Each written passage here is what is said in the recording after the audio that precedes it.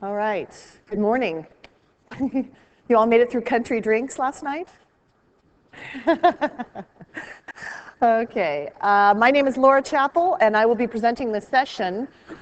This session is focused on troubleshooting the network, and what we're going to be doing is we're going to go through a very brief PowerPoint slide presentation where I'm going to talk to you a little bit about the placement of the analyzer product. And then after that, I want to start going through some trace files with you to show you the evidence of networks that are not performing properly. Now, this is the world I live in. I live, eat, and breathe in the world of packet-level communications. And I should tell you, I've been doing this for a long time. Have any of you seen me speak before? Okay, so some of you know I get very excited when I start seeing the packets, especially when we start looking inside at the hex decodes and things. So I will try to speak at an even pace, but once I start getting in there, I've got some really great trace files. I've got the trace files from the hotel, the Hilton Hotel, showing all the problems that they were having with their connection stream, wired and wireless. I wasn't listening to your traffic. I was only listening to my traffic. So most people know me as a wiretapper. I work with a lot of companies focusing on not only troubleshooting but also securing their networks. And I also work with a number of law enforcement agencies. And in that sense, I usually go in on a job where we have a person of interest. In the United States, we don't call them suspects anymore. We call them persons of interest now. And usually they will have a person of interest that they would like to monitor, to watch all the communications to and from that person. And if that person has a laptop, then I am in my car driving around following them wherever they go and wherever they park in case they do any wireless communications. In addition, I do key logging for various law enforcement agencies. Key logs are little tiny devices that you place on the back of a computer inside the path to the keyboard. So you connect it to the keyboard connector, and then you connect the keyboard into that, and then it stores all of the keystrokes, everything that's typed into that computer system. All right, now, I also run Wireshark University. A lot of you may be familiar with Ethereal. How many of you have heard of Ethereal? Okay, so everybody knows about Ethereal. All right, last June, Gerald Combs, who was the author of Ethereal, changed to another company. He now works for a company called Case Technologies. And when he went to that company, his previous boss would not allow him to take the trademarked name Ethereal with him. And that is why the name had to change. So now Ethereal is called Wireshark. And Ethereal, the old website, is still up, but they haven't done any revisions on it in over a year. So Ethereal is dead. The product that you would want to use if you're going to use this open source product is going to be Wireshark. I also want to say that a packet is a packet is a packet is a packet. If you are using, I don't care what analyzer product you use, whether it's a commercial product or an open source product. As long as it decodes that packet properly, it does not matter. We are not going to be using a lot of fancy things like expert systems when we go through some of this analysis. I can show you some of the expert system that's available in Wireshark, but I'd hate to have you depend on it too much, because sometimes the expert system can be misleading with any type of analyzer product. All right, so I also run Protocol Analysis Institute. Wireshark University does all the training having to do with troubleshooting and security using Wireshark. Protocol Analysis Institute is the company that I run for doing consulting. So somebody calls me up and they say, come in and help us with our network. I would do that with Protocol Analysis Institute. All right. So the network is slow again. The users never call to say that the network is running well. They will never call you. If that happens, something is terribly wrong. Okay, it's your last day at the office. Quick, go steal supplies and get out.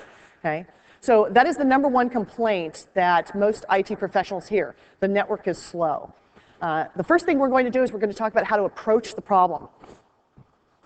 So let's say a customer calls me up and they say, we have terrible network performance, you have to come on site, we want you to tap in and tell us what's going on.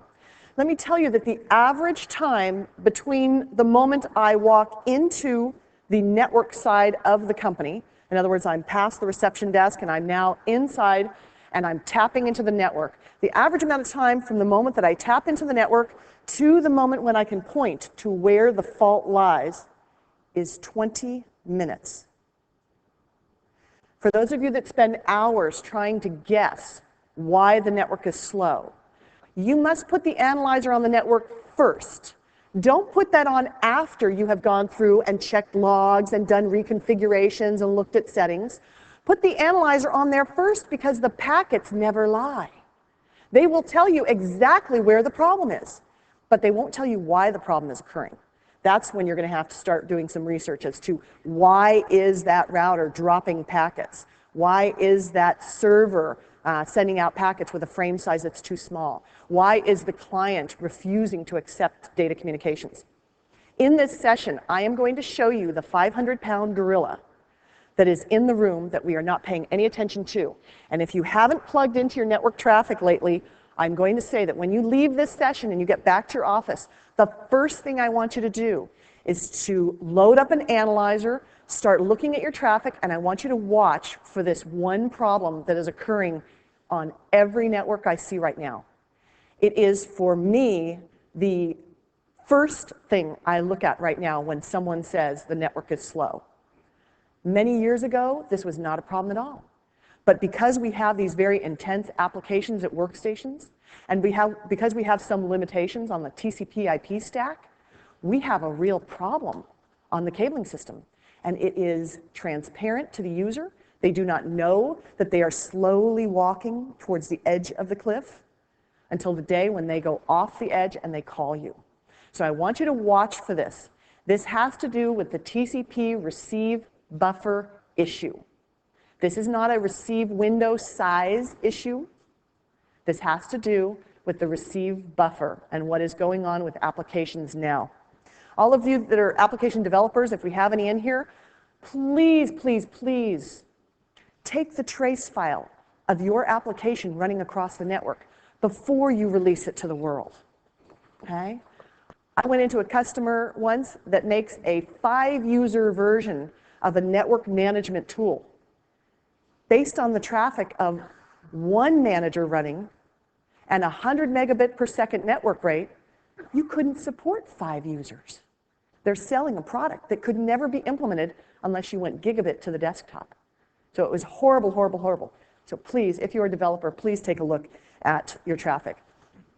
After we go through the tap-in points, then I'm going to go into the causes of poor performance. I have a checklist for you of the things that I look for when I'm going in to troubleshoot a network, and then we're going to go straight into the trace files, and I want to go just right into each of the trace files. This presentation and the notes from this presentation and the trace files for this presentation are all online at wiresharku.com. You can get all of these things online at wiresharku.com.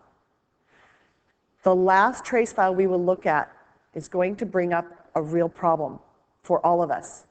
It is a flaw in TCP. Now, the first time I spoke about it publicly was at TechEd Orlando. That was the first time I said it in public. It was a big surprise to find this as I was going through cataloging all of my trace files I've had for years.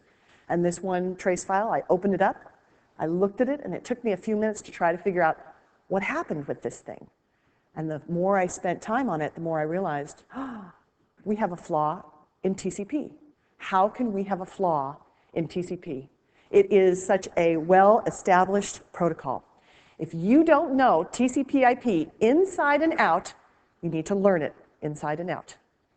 You need to know how to blame the TCP portion of the communication, the IP portion of the communications. ICMP redirects are happening. You should know everything there is to know about ICMP, not only from a troubleshooting standpoint, but from a security standpoint. Because if I'm on your network and I want to do something bad to you, ICMP is one of the weapons that I walk into your company with. Okay? So you should know everything about ICMP. All right, at the end of this, I have a resource and reference list. As you know, you'll be able to get these slides. They're already up online at wiresharku.com, so if you wanted to download those, especially in the area of that TCP problem trace file. If you don't feel comfortable with the way TCP handshake works and the phantom byte process, that notes document will tell you exactly what I saw with each one of these trace files, and you'll have the trace files to work with yourself. Okay? All right, oh, there is a quick little note on that last slide. Obtain proper information before tapping into a network. Okay, there, I said it. All right, approaching the problem. The first thing that happens is I will get a complaint from a company. They will call me up and say, we've had slow network performance. It's been going on for 3 weeks. It's been going on for 2 months. Oh. First thing I want to know is who complained. Tell me about the person that complained. Is it a department? Is it a whole group of people that complained? Is it your one branch office of the bank that is having problems, but the main office is not? What I need to know is I need to know where I'm going to tap in, where I'm going to start listening to the traffic. Now, I do it a little different way than some other analysts out there. And I should tell you, there are very few full-time protocol analysts. In the United States, we have 4 of us that go out on jobs. 4 of us that do this full-time and go out onto any network and are mobile like that are not associated with any other company. A lot of my customers now have someone inside that company who is in the IT department who has now taken over responsibility for capturing the traffic, for listening to the traffic. And they can send me a trace file now. I don't have to travel there. Okay? It is not brain surgery. It is logical. Okay, everyone in here has been shopping at one point in their life, and everyone in here has heard, Mom, Mom, Mom. You know, you hear this kid in the store, and they're, Mom, Mom. Okay, there's something wrong here. If you see requests on the cabling system, you see a system saying, I want this file, I want this file, I want this file. Mom, Mom, Mom. Okay, shut up, okay? Either your mother can't hear you, the request never got to the server, or your mother is refusing to answer, the server is not supporting that request type, or your request has been formulated incorrectly. Mom, please. Mom, please. Mom, I love you. Oh, that works. That's it. That request came through. All right? So networking is very logical. All right? When we do that initial handshake in TCP communications, we establish the connection. Hi, how are you? Are you there? Yes, I am here. Okay, there. 1, 2, 3, 3-way handshake. All right? So it's very logical. When you see something on the cabling system sitting there saying, I don't care, I don't know if you care, I don't know if you care, I don't know if you care, I don't know if you care, I don't know if you care, blah, blah, blah, blah, blah, blah, blah, broadcasting all over the place, get rid of that garbage, okay? We don't need to have protocols like that. I will state right up front, I have my favorite protocols, and I have my least favorite protocols. Probably my favorite protocol of all would be ICMP, because of what I can do to you with it. Just a moment of, being bad. My least favorite protocols, WINS, NetBIOS, DHCP, DNS, and ICMP, because of what you can do to me with it if I don't pay attention, all right? Now TCP has sort of moved into this realm of a least favorite because it has a flaw. All right, this is my ideal way to troubleshoot the network is slow. I do not go into the wiring closet anymore. Way back when, 10 years, 15 years ago, I would go sit in the wiring closet and I would plug into the hubs then, or I would start spanning the switch ports and all. I don't do that anymore because I want to experience the pain of the user, and users lie. When you say to the user on the phone, okay, I'm in the wiring closet and I'm listening to your traffic, just start up your computer and don't touch the keyboard. What's the first thing they're going to do? They're going to get in there, they're going to log in. They lie. They cheat, they steal, and they lie. Users are our biggest security flaw and performance flaw. If we could get rid of them, our networks would run so much better. Okay? So the first thing I want to do is I want to hub out to that client. I want to sit right next to Susan or right next to Fred, and I'm going to take, if it's a half duplex communication, I'm going to take a 4-port hub, and from the switch, I'm going to go to the hub, and then I'm going to hang my analyzer off of the hub, and I'm going to sit and look at Fred's screen, because he's hanging right off of that hub as well. Everything goes everywhere in a hubbed environment, right? Hubs are stupid. All they know are ones and zeros, and they just pass everything along, right? So that's the first thing I want to do. And then I'm going to tell Fred, okay, go ahead and start working. I want to see what goes on. What do you mean by the network is slow? And when Fred pulls up that porno site, and all the graphics aren't downloading quickly enough, I can say, oh, Fred, we actually blocked some of those sites. That's not slow. That's just not being fed to you at all. Oh, okay. All right, that explains a lot. It's amazing what the users, sometimes, oh, they lie. It's incredible. They're like, oh, this is so bad, I can't get to this site. I can't get to it. Well, what site are you trying to get to? CNN.com. Like, I don't think so. All right, so this is my first option. I want to sit as close to the user as possible. I want to see if there's any error messages coming up, because you know the users will tell you. I got an error message. Well, what did it say? Error. All right, if I cannot sit next to the user for whatever reason, then my next option would be to port span, to actually span one of the ports of the switch. I'm assuming we are probably all working on switch networks these days. So I would port span. I would span one of the ports on the switch down to my analyzer port, and so now I get to see a copy of all of Fred's communications. I don't like doing that so much because I had a problem with one Cisco switch many years ago. Every time I flew from San Francisco to New York, I plugged into this network, did port spanning, and there were no problems. I mean, I didn't see the problem, and they said, nothing's wrong today. So I flew back to San Francisco, and the next day they called me, and I had to fly back to New York, and I plugged in and I spanned the port, and there were no problems. So every time I went on to the site, everything cleared up. Well, every time I did the port span command, that Cisco switch was resetting itself, and the switch was the problem. So I try to be as passive as possible and just hang off on a little hub there. Okay, before I go into the actual list here, if you are in a full duplex environment, you cannot use a hub, as you probably know. In a full duplex environment, there is nothing called a full duplex hub. In that case, you need what's called a tap, a full duplex tap. And I have right here a full duplex tap. This is the world's smallest full duplex tap, and I carry it with me everywhere. You never know when you need a full duplex tap. So this is just simply a 4-port full duplex tap. It allows me to go from the switch directly into port A on here, and then from port B down to Fred's workstation. So it's sitting in line, forwarding all traffic through both transmit and receive channels. And then I have 2 additional ports here. One where I can listen to transmit channel, one single direction, and one where I can listen to receive channel, the other direction. This is a very dumb tap. It does not combine the data stream for me. So I'm looking at one side of the communication, and then I look at the other side. If you are going to use a full duplex tap, and you're going to be in your office, you're not traveling all over, carrying big pieces of equipment, if you're going to really put money into this, I would get an aggregating full duplex tap. It's an aggregating tap. It combines the data stream going both directions into one trace file. There are ways to cheat, though. I have a little 4-port hub that I connect A and B to, and then I hook my analyzer to that, and now I see both directions. Totally cheating, but I'm cheap.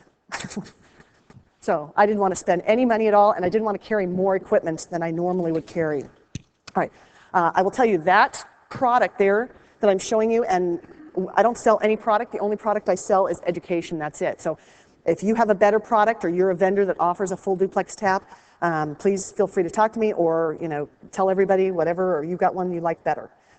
Net Optics, that's a Net Optics tap. Finisar also has taps. Okay. So those are just a couple of the companies that I know of that have taps that I've played with, and they work great. Okay. And I like the small size of that tap. All right. Okay. Oh, that's right. Would you like to see what I typed in? I forgot to switch. See, and you go through all this training, and I totally messed up there. All right, so that's the website for NetOptics, and then Finisar, that's how you spell that. The very top URL that I have listed there is for the LoRa's Lab Kit. And have any of you had the LoRa's Lab Kit before? Gotten that before? Oh, wow. It is a DVD that we release for free every year, and it contains training on network analysis, and it contains a master library of trace files. There are 137 trace files on the DVD, And there is also a document that explains what's unique about each one of those trace files.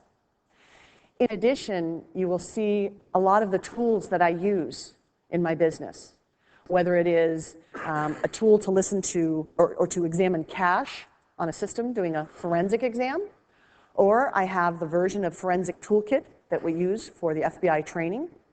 I have a file signature application.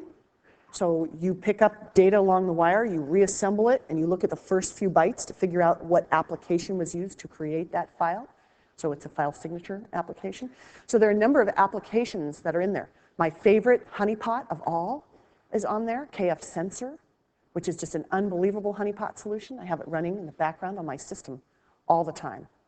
Should have seen somebody at the hotel this morning, about 6:30 in the morning. Somebody was sitting there hammering my system thinking it was a SQL server. It's got to be Kim Tripp. That's all I can think. She's attacking my SQL server. But it was a honeypot, and it gave me all of the information on who was attacking me and what the signature was for the attack. It was great. Honeypots are a lot of fun. All right.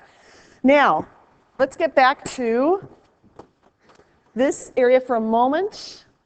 And I want to get as quickly as possible into the trace files, because that's where the real fun stuff takes place. All right, so you know that we can port spin. Okay, now here are the top causes of performance problems. Of course, there can be other things that cause performance problems, but these are the first things I'm going to look for. High latency.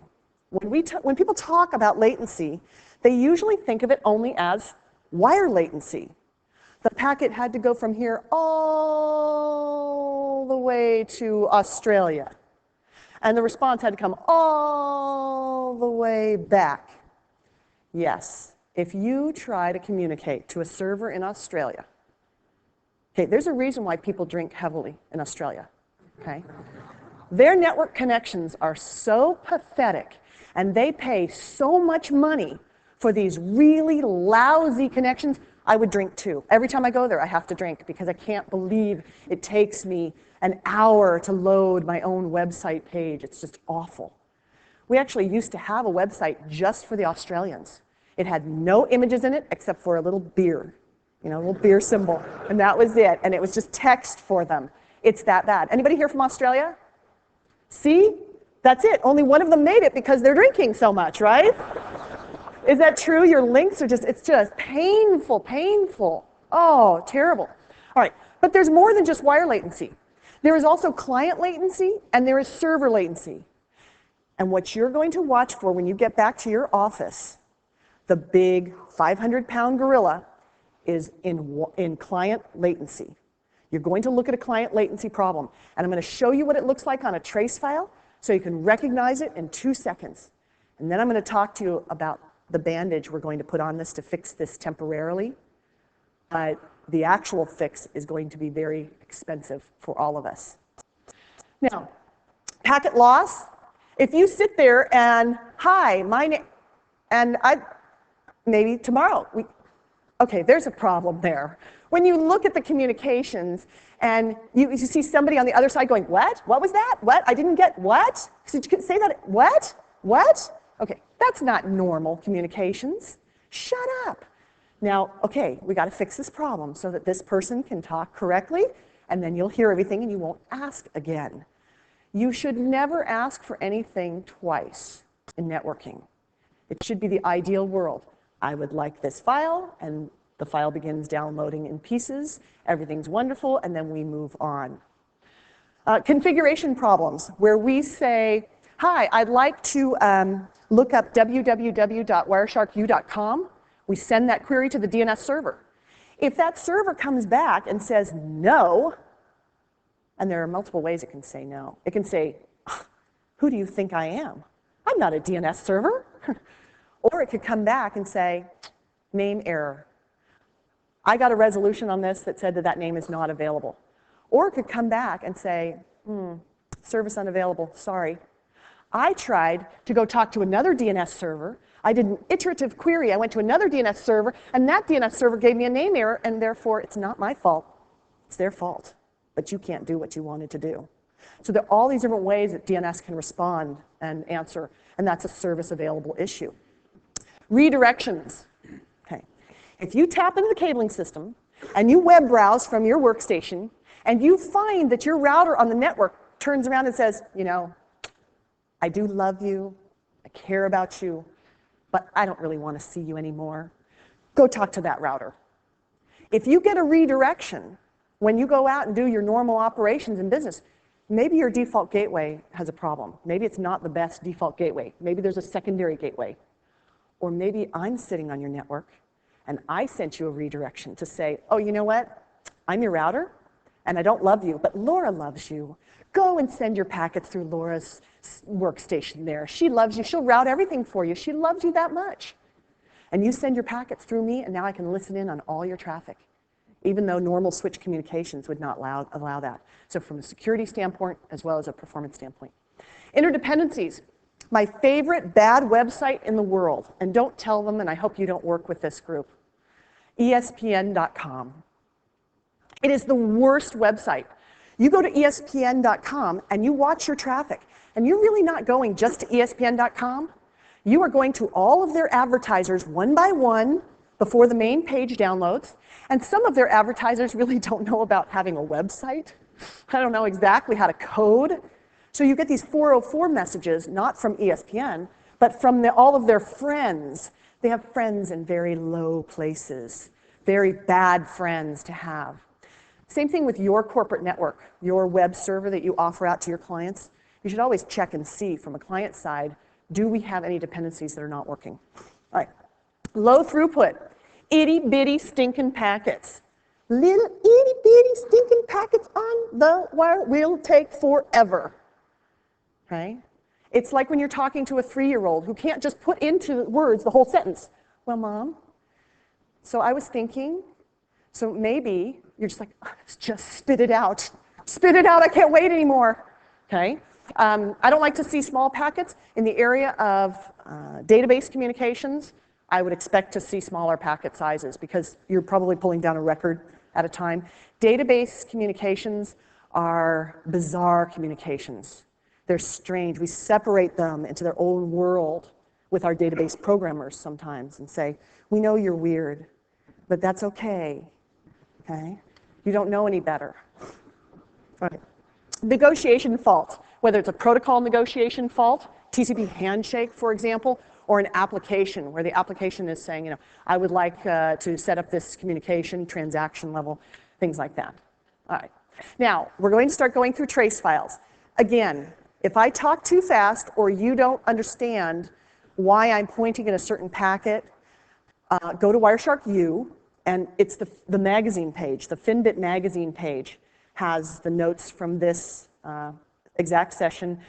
It also has the notes from the forensics class that I don't know if we're going to be able to put it on the schedule, but we'll see.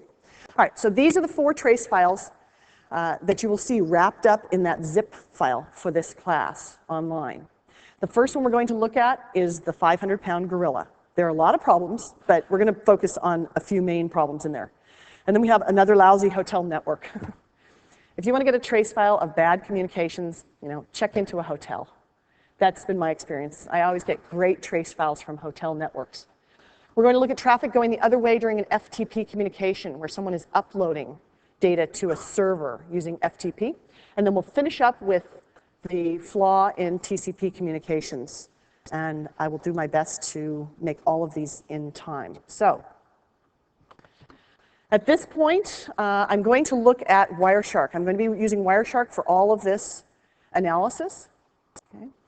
You can get Wireshark online at wireshark.org. It's open source, you know, protocol analyzer. All right, the first trace file I've opened up is called download bad.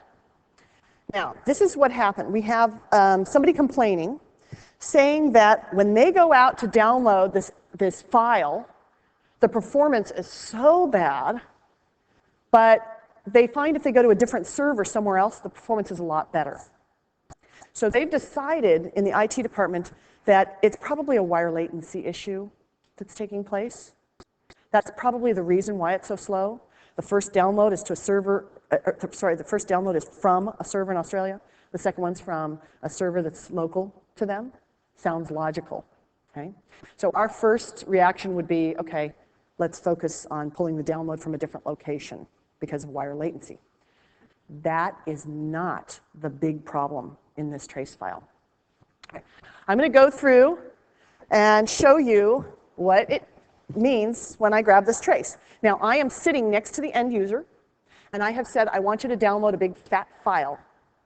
Now, a lot of times will take the OpenOffice suite because it's a big, huge, fat file, and I know that it's in all these different places all over the world, and I can use that as my primary download.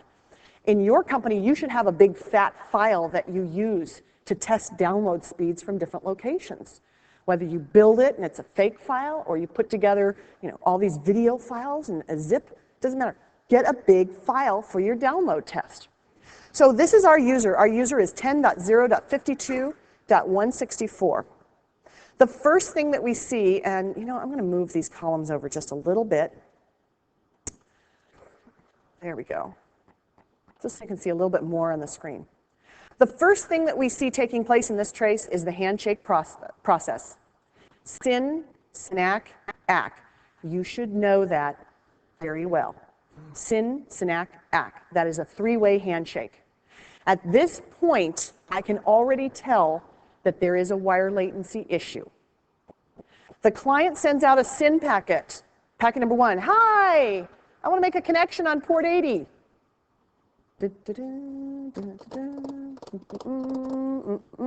SYNAC. This is forever in networking. This is 167 milliseconds. That is a long time. We are so spoiled. Okay?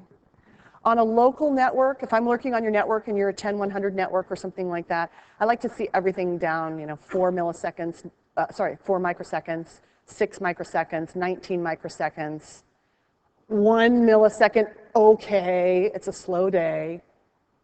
But when we go across the internet, we never know exactly what our paths are going to be, so we never know what to expect.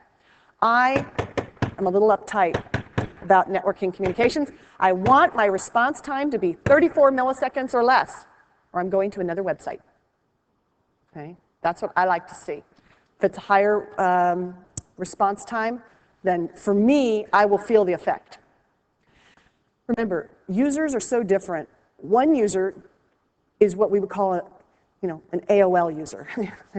They live in the AOL world and they have to have a GUI on everything they do. They don't know how to use a DVD in their system. They're downloading porn all the time, though. That they can do. And then we have another user who is used to certain times. Secretaries in law firms. They're very anal people, can we say? I need to have my data right now. I can't do it. They get very upset and very uptight. They notice slowdowns on a network faster than the lawyer will. The lawyer didn't even know he left his laptop at the airport. So it's very, very different when people complain about the network is slow. Well, what do you mean by that? Okay. All right. So we see already that the SYN went out, and we have a slow response to the SYNAC. Okay. So already I would say, okay, looks like a little wire latency slowdown here. The ACK goes out from the client, and then immediately we see the client making the request, the HTTP request. Now this client not only ACKed very quickly, but it also made its data request very quickly. We do not have client latency at this point. This doesn't seem to be an issue here. I mean, this was a pretty quick request. It was queued up, we responded, everything's good. Now we can see the server takes 155 milliseconds to respond, and all the server gave the client was an ACK. Oh, I got your request. Hi, I want the data file. Okay, I got your request, here's your data. The next packet there is, here's your data. Now, because the server sent back the ACK and immediately followed it with the data, we do not have server latency problems here. The server said, I got it, and here it is. If we saw the server saying, I got it, and here it is. Okay, that's slow. That's processor latency at that server. That server is slow. I know that it got my request. Why did it take so long to send me the data? Large times between the ACK and the data transmission, that's the server latency issue. Okay. As we scroll down on packet number 9, you will see a packet with a black background and a red foreground. Okay. Now, that is Wireshark's way of saying to me, there is something wrong here, something you should watch for. It doesn't mean that it's an error per se, but something doesn't feel right and you should know about it. This is a TCP window update notification. All right, here we go. In TCP communications, when I initialize my TCP stack, I have a buffer area in there. 65,535 bytes is a typical buffer area. And during the handshake process, I tell the other side about my buffer space. Hey, you know what? This is what I have available. But I'm actually telling the other side more than that. I'm telling it my receive window size. I'm saying, you could send me 65,535 bytes without me acknowledging that. That's what I can accept, times 2, times 3, times 4, times 5. That's called window scaling. And if you are on XP or Vista or 2008, then your systems support window scaling automatically. I'm going to show you what it looks like when it's set up. Let's come down here. Right. Let me bring this window up a little bit. Oh, wait, I want to capture this window. There we go. All right, in the very first packet of the handshake, there's our TCP header. In here, we have an options area, and there's the window scale field. It is a TCP option, and you only see it in the first 2 packets of the handshake, typically. That's when you'll see TCP options. So what the client has said is, hey, you know what? My maximum segment size is, my maximum window size is 65,535 bytes. You see that up above? And by the way, you can multiply that by 4. That's really what I can accept in a data stream coming down to me. All right? If the server answers back in the handshake and does not include that option, then all bets are off. We don't do window scaling. Either both sides put it in their options, or nobody can use it. All right? Let's see if the server supports it. I'm looking at the second packet in here. Here we can see the options field. Whew. The server says, I can handle a window size of, I know this is interesting. The server's like, well, I'm pretty smart, kinda, not really. The server only supports a window size of 5,840 bytes, but you can multiply that by 128. Hi. It's like an ugly date with a good car, you know? They're still ugly, but the car's cool, all right? That typically is a sign of a server that is not supposed to be accepting data. It's a download server. So it has purposefully been set at a lower window size because really it shouldn't be receiving data from people. Most of its job all day long is to feed data outbound. And so that's the type of server you'll see that on, and it feels kind of strange, but you know, that's just the way it works. All right. So now that I know that the window size option is set up on both of those, that's great. They're going to use window size negotiation. All right. Now, the window update. When we see an alert that window update has occurred, it means that my system, when I receive data from the server, I'm going to put it into my receive buffer space, my TCP receive buffer space. Unless the packet has the push bit set, the TCP push bit, do you ever see any communications with a push bit set? That push bit means don't buffer this, this is important, send it right up to the application, whether it's ready or not. If in a normal download we don't see the push bit set, we just see data coming to the client, that data gets put into the buffer space, and it's up to the application to come and pick it up. If an application gets a little bit slow, it might pick up data slower. So the buffer begins to fill a little bit, and the client begins to advertise a smaller window space available, smaller window. Every packet, the window size gets a little bit smaller, a little bit smaller, a little bit smaller. Suddenly the application comes and picks up the data, and suddenly the client sends back a packet acknowledging data saying, oh, by the way, I have more buffer space. Because it did that and said, oh, I suddenly have more buffer space, it was marked as a TCP window update packet. Okay? It's the TCP receive window. It's funny, I did a presentation at TechEd, and somebody walked up and said, I had no idea that Microsoft updates Windows so much. I said, oh, all day long. You're getting the latest code. It's still warm.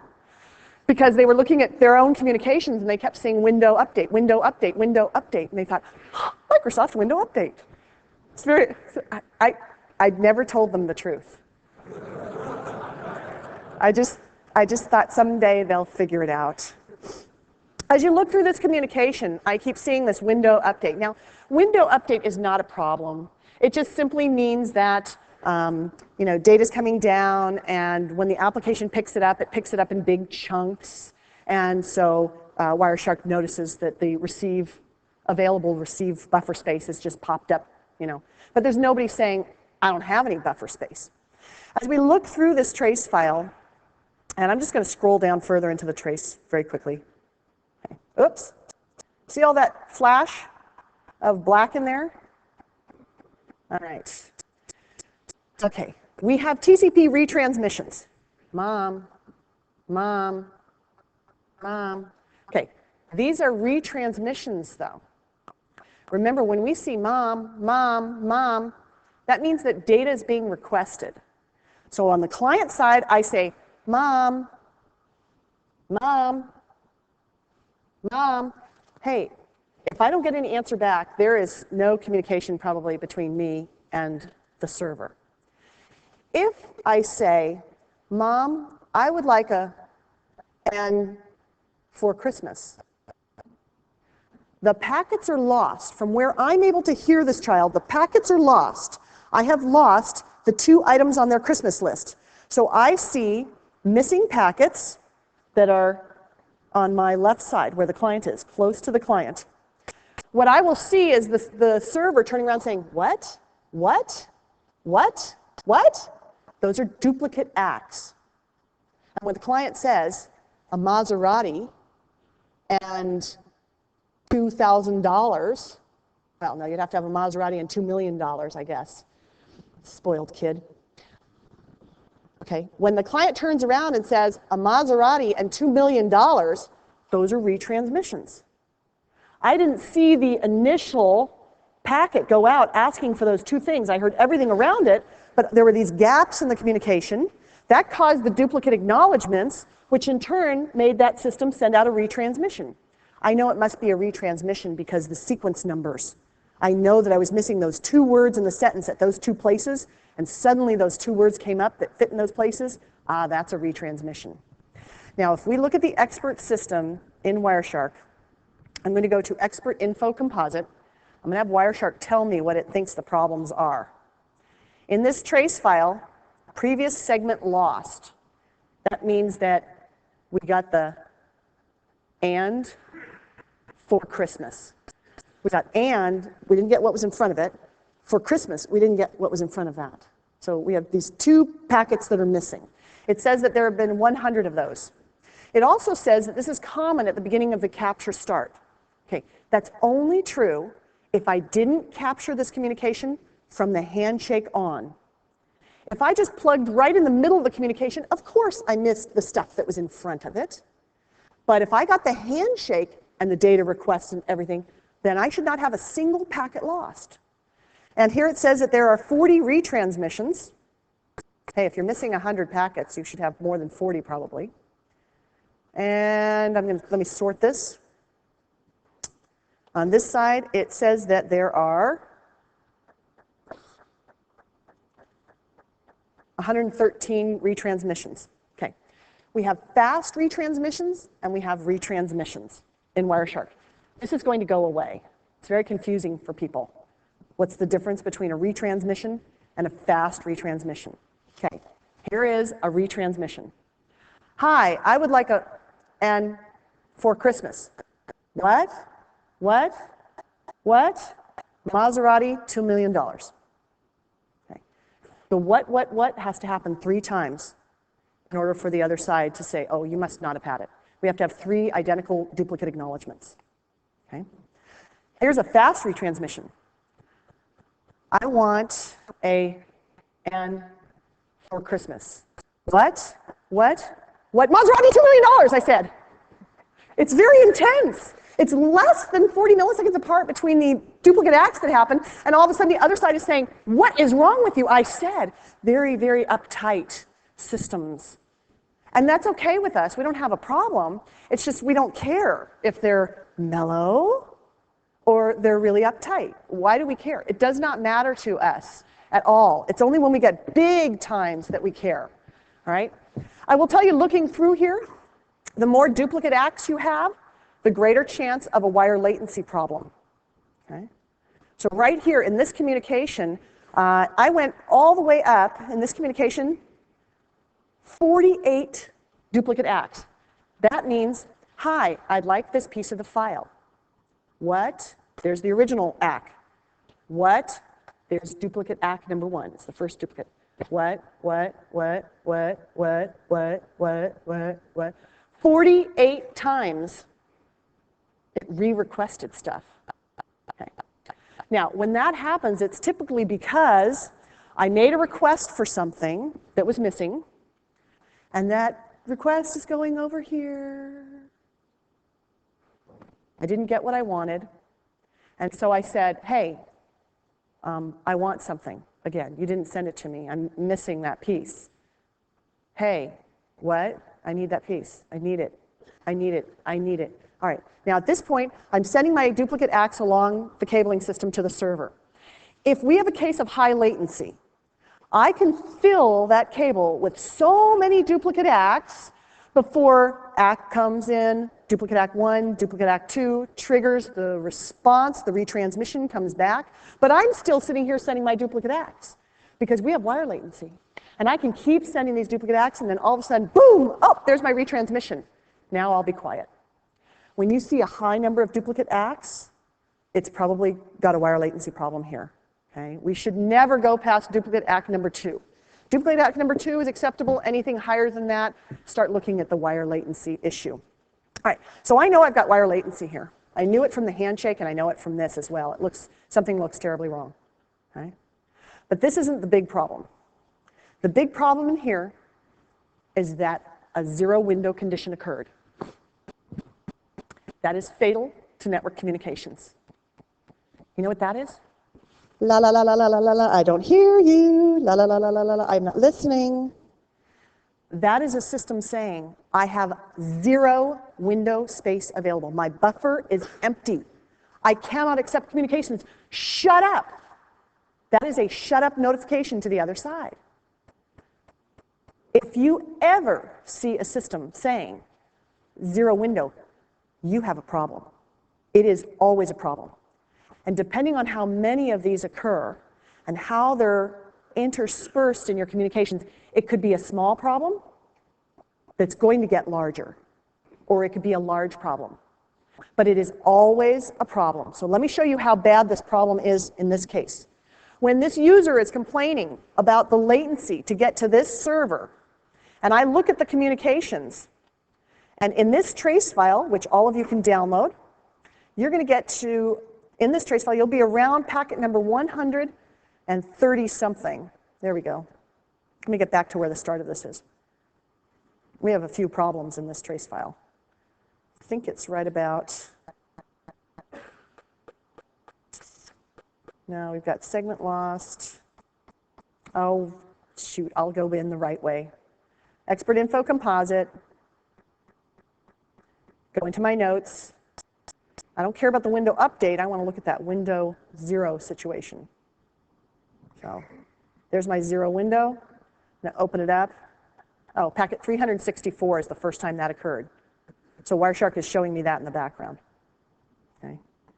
All right, so what we have here, if we look at what led up to this, and I'm going to show you what's led up to this problem.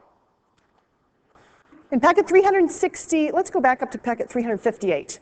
In packet 358, the client is saying, I'm down to a window size of 1,460 bytes. Okay, that's one segment of data in TCP communications.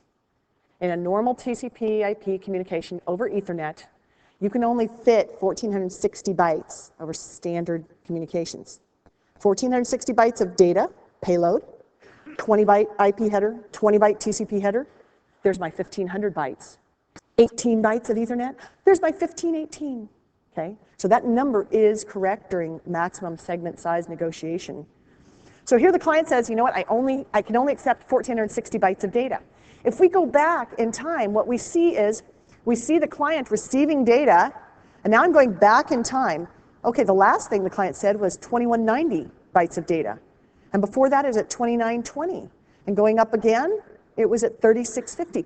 We see it dropping down every time it receives data until it finally gets to this point where it says, you know what? I have a window size of 0. Packet 364, the client now turns to the server and says, shut up. I cannot accept any more data. My buffer is completely full. The server, being the kind and gentle, sweet, such a good guy, he comes back around and says, are you sure? Because I really like you. Okay? The server does something called a TCP keep alive. This is normal in TCP communications. We should see this. If someone says, shut up, we should say, well, but I like you. So we see the server come back, not that fast, by the way. Look at that response time, 667 milliseconds. But immediately following that, the client says, I hate you.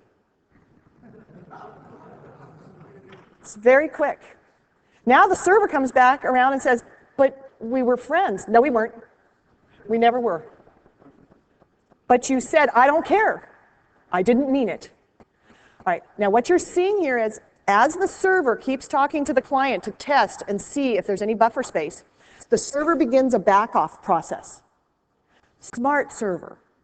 Eventually, I'd love to see the server just give up because she's not worth his time. But the server will sit there and wait a little bit longer, and then the next time it asks, it waits just twice that long. So we see a normal TCP back-off algorithm taking place. You can see the server here, the time. The time value that I'm putting in here is the time from the end of one packet to the end of the next. One of the most important settings in Wireshark is to do your time display format to show you the seconds since the previous captured packet or the seconds since the previous displayed packet if you have a filter there. Okay? That way, big gaps in time are easy to see as you scroll through. So here we can see the server waited 1 second, client said no. Server waited 2 seconds and said, but I thought we were friends. No. 4 seconds, absolutely, I always hated you. 8 seconds, and let's keep going down here. No, I'm dating your brother. 16 seconds, walking to the door with flowers. No, I still hate you, but wait a minute. You're the only one at my door with flowers. Maybe I don't hate you so much. So all of a sudden what you're seeing is the client keeps saying no, no, no, no, and then suddenly in packet 377, the client sends an ACK packet with a window size of 940. Suddenly, the client's saying, oh, wait a minute, I have 940 bytes of data I can accept. Immediately after that, the client says, I have 64,240 bytes in my received buffer.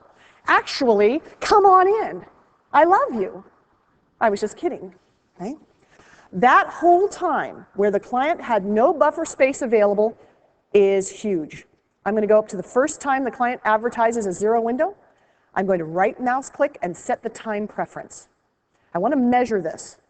Wireshark will tell me that in order to do that, you need to keep counting time in a linear fashion. You can't count the time between packets.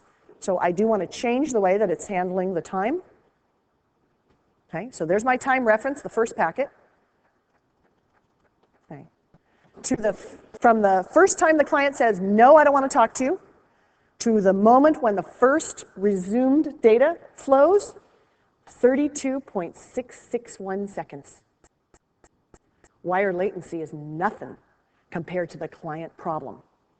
If you have a client on the network that says Windows 0, Windows 0, Windows 0, you have a huge problem. That's almost 7 seconds right there if they say it 3 times. Okay? And almost every network I go to today to do troubleshooting on, I see this problem. 5 years ago, I would see it maybe once a quarter. 3 years ago, I started seeing it more often. Last year, it started every single network I went to, every single time. And I started doing research and documenting what was going on here. The reason why the window is filling up is because of two problems. Number one, the application is not coming down and picking up the data fast enough. The data transfer rates are faster than the data processing rates at the client. Number two, the transmission across the wire never set the push bit to force it to go up. I would not expect the push bit to be forced. We don't want to do that. Hey, I don't care what you want, I'm coming in the door. No, we don't want that kind of stuff. Instead, what we want to do is we want to look at why is the application taking so long to pick the data up? And this is where the problem lies. Our data transfer rates are much faster now than they were 5 years ago. I mean, gigabit to the desktop is typical. So I see these workstations sitting there and asking for huge files to be downloaded. And they are at the same time running other applications on their workstation. Not only are the data rates faster to the client, but the number of things that they have running simultaneously are much greater now. Which means that that one application doesn't have the CPU cycles it needs to go down and pick up the data as fast as the new data rates are offering it. So we have CPU crunch happening all over the place. In this case, the client is running a video at the same time they're downloading the application.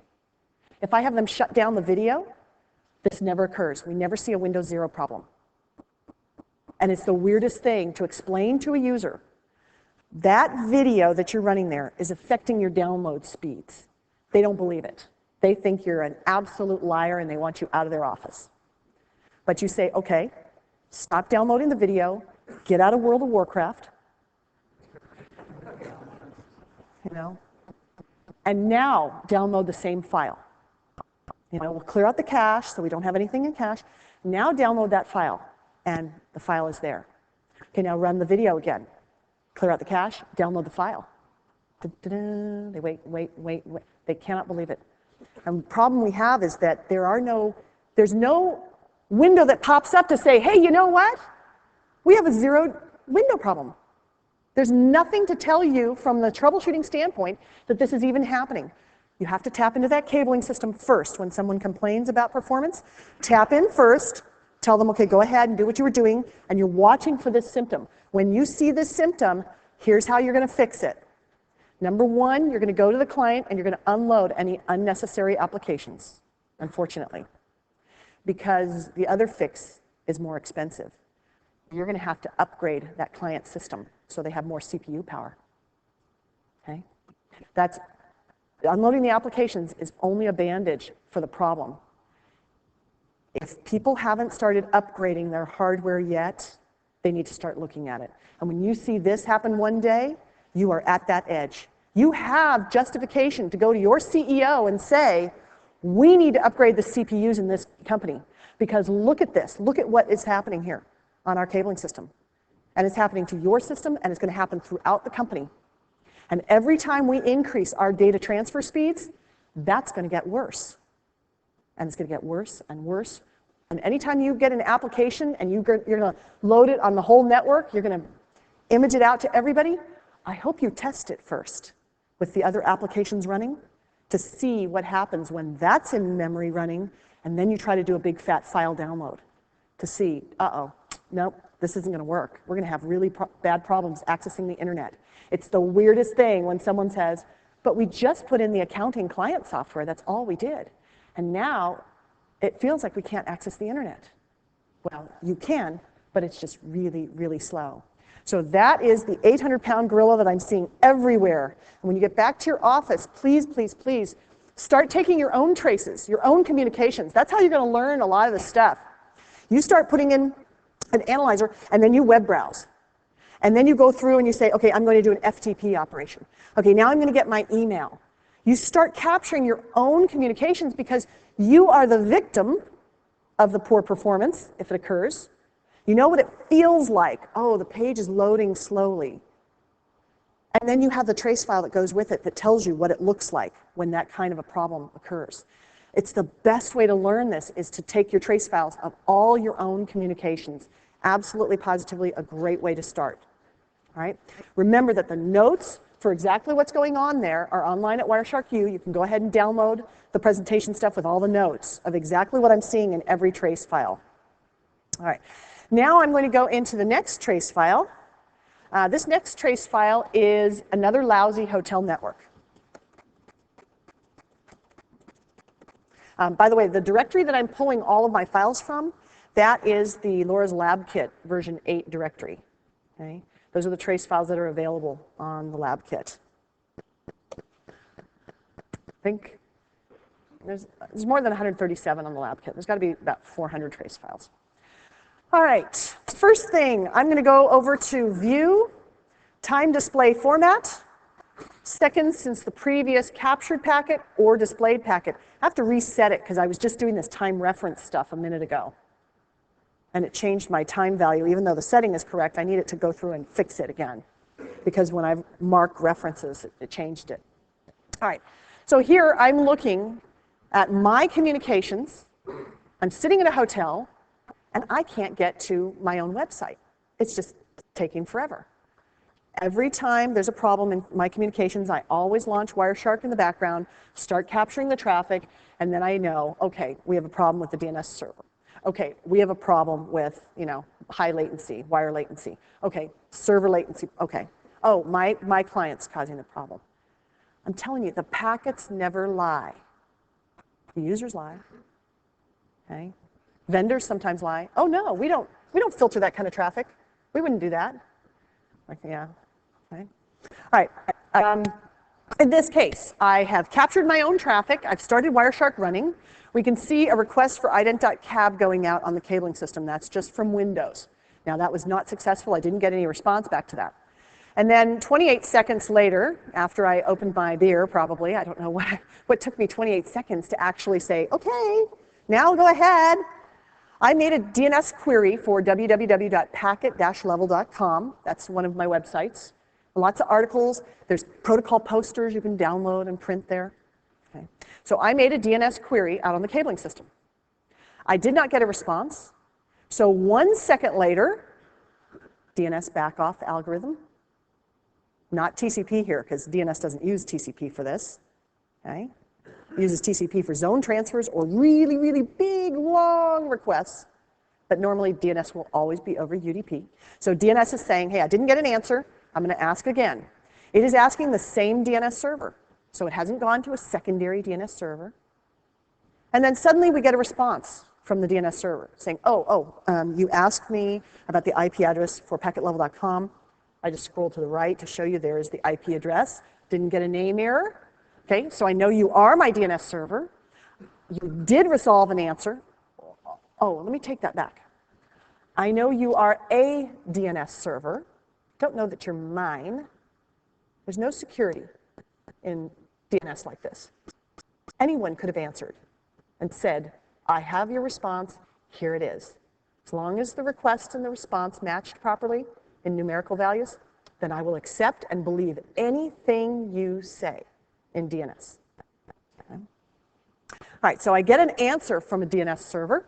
It says it has the same IP address as the one I sent it to. And it comes back and gives me my IP address, and then I begin the handshake process. SYN, SYNAC, ACK. Right after SYN, SYNAC, ACK, or actually, is there a wire latency issue?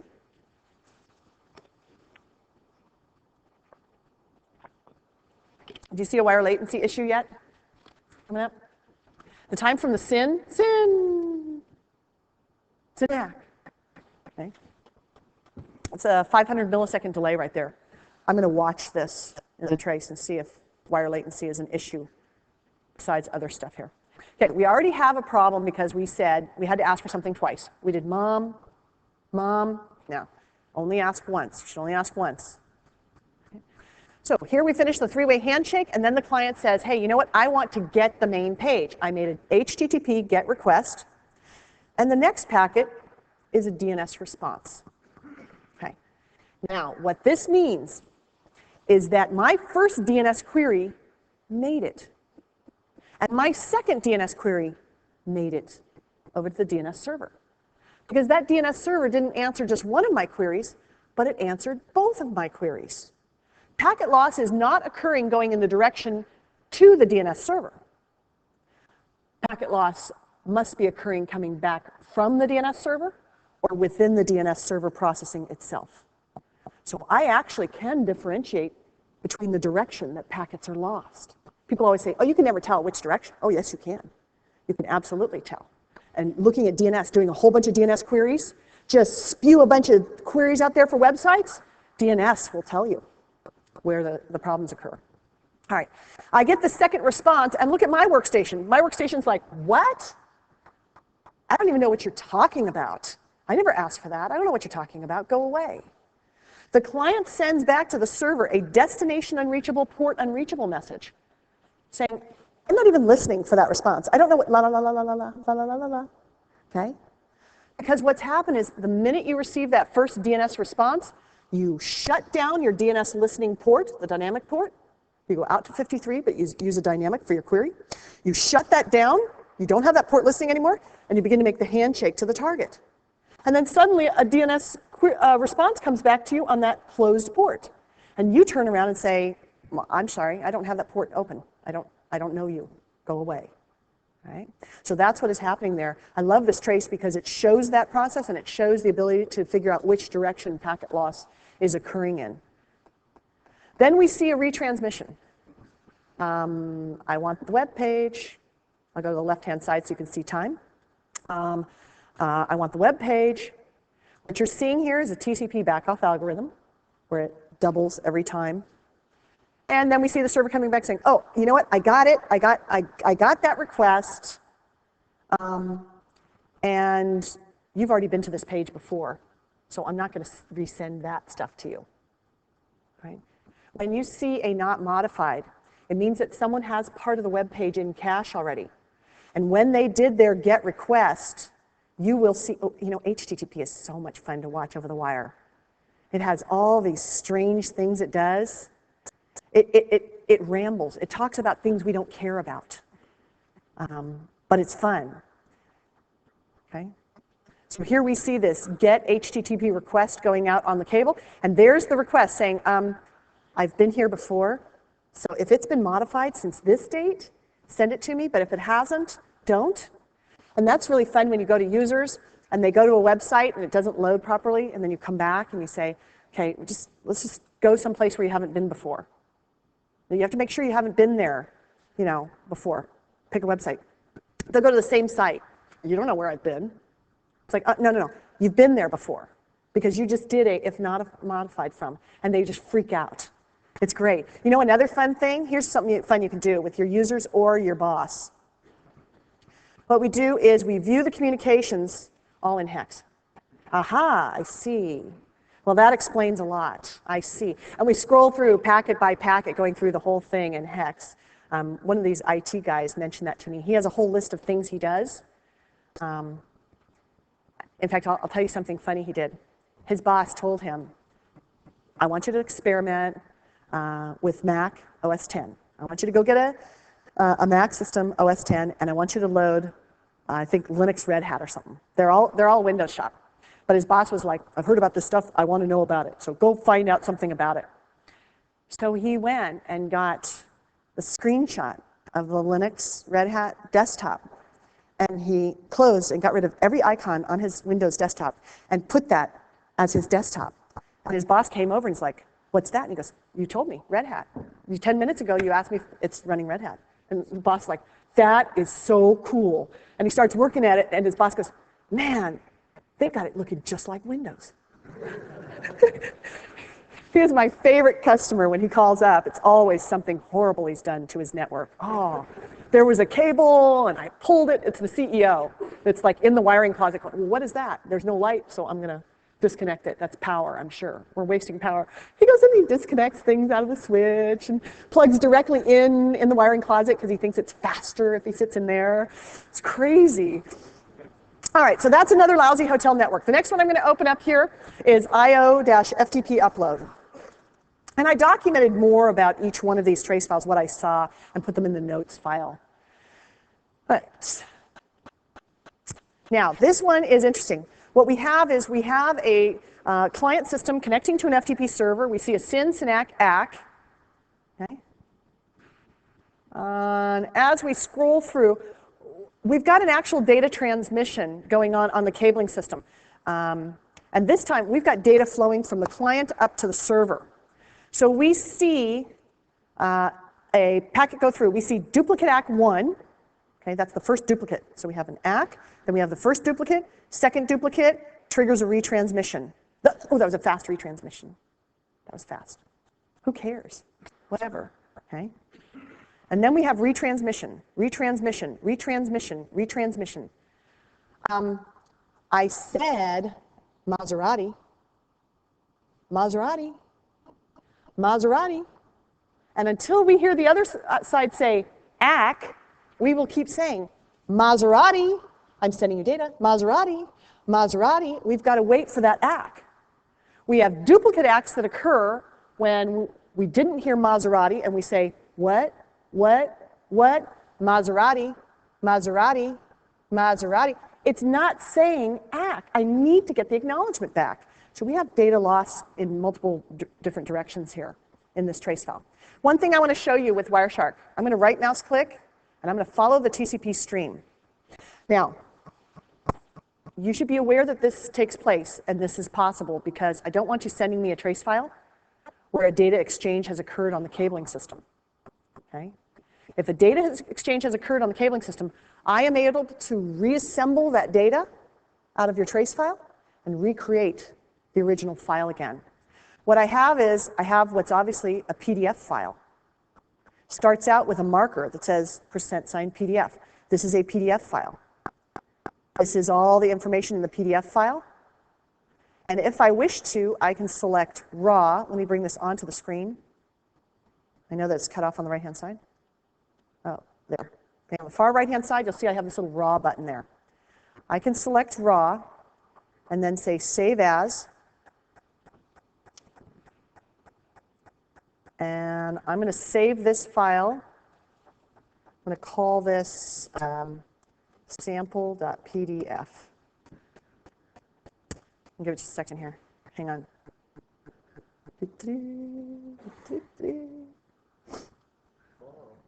Mom, I'm waiting. Okay, Wireshark may have crashed. I'm on beta now. We're at 99.7 beta coming up. We have a new release. Yeah, that's going to take too long. I'm going to close that out. I'm going to try saving it again one more time. I don't remember how big this file is.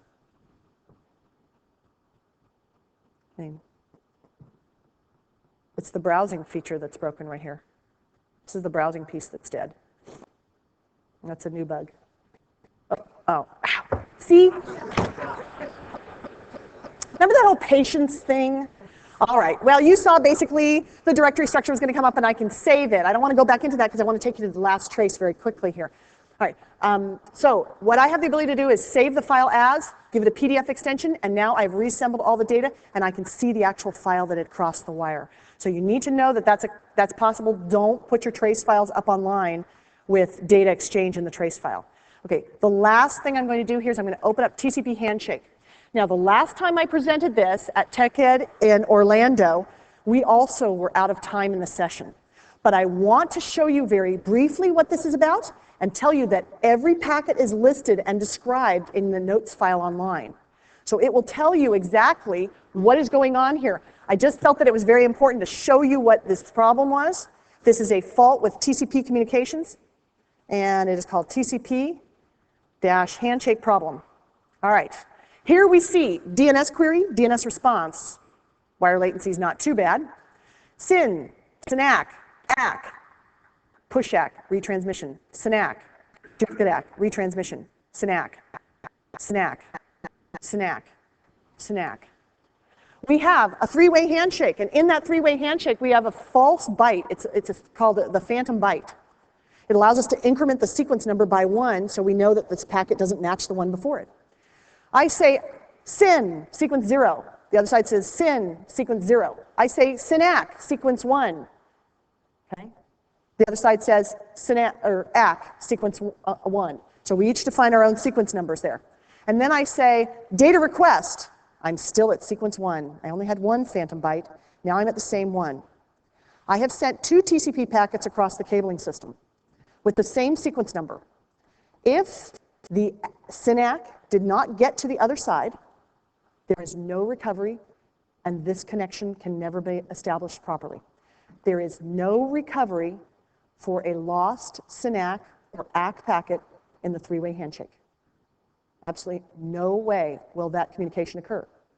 However, if the SYNAC is lost, the other side does not know it, and they've sent the ACK, they continue to send the data. The data stream begins to cross, and one side says, I'm sorry, I don't get it. Send me that again. It sends the wrong packet. Send it again. It sends the wrong packet. Send it again. We have a problem here. We missed one more phantom byte we should have put in the specs. That's what we're missing here. So you're going to see an update to TCP occur, an update to the specs, the RFC, the original RFC, because this is a non-recoverable TCP error, and TCP must always recover. That is its purpose in life. Again, packet by packet, the description of what's happening in here is up on that website, wiresharku.com. You will see the information that will tell you exactly what I'm seeing in there with why it's happening, etc. The last thing I want to show you is when you download the slide sets from here, you will see the reference to the FinBit magazine page and where you can go get the lab kit, where you can download the lab kit from. That's the whole entire URL to take you right to the page. In addition, there are videos online that you can look at. All right. I also have a session. Now, is Michael in here? Michael, are you in here? Oh, okay. Now, this afternoon, I have a session called The Network is Slow. It's a Q&A session. And what I'm going to do in that Q&A session, we can all chit-chat and talk, but I want to start opening up some more trace files. Since I'm going to have the analyzer and a screen, I'm going to open up some other trace files to show you. I've got the security panel tomorrow. Also, the Internet for Safety for Kids has been added to the schedule. Internet Safety for Kids takes place. If you haven't seen the Predator presentation, anybody in here see that presentation yesterday? Was that good? Interesting, isn't it? The Internet Safety for Kids takes place tomorrow at 1:30, and I believe it's room 116, where you go through Predator profiles. Now, they are also trying to get on the schedule the attack signatures presentation, where I'm going to go through trace files and watch for the identification of a reconnaissance process or an attack process and talk about how to block those attacks. If that takes place, it would take place probably Friday at 9 a.m. in this room, but I don't have confirmation yet. So just watch for that one. That's the attack signatures. You can download that already from wiresharku.com though. Okay. Oh, I didn't even flip over there. This is just my note on that one. That's all. ISK, Internet Safety for Kids.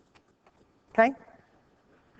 All right, and then just last things, there's just the related content and everything. I don't really have time to go through questions, but I'm going to pull it out in the hallway in a minute. I've got to pack up my stuff, move out there. If you have any questions, come out and ask me, and thank you very much for getting up early for this session.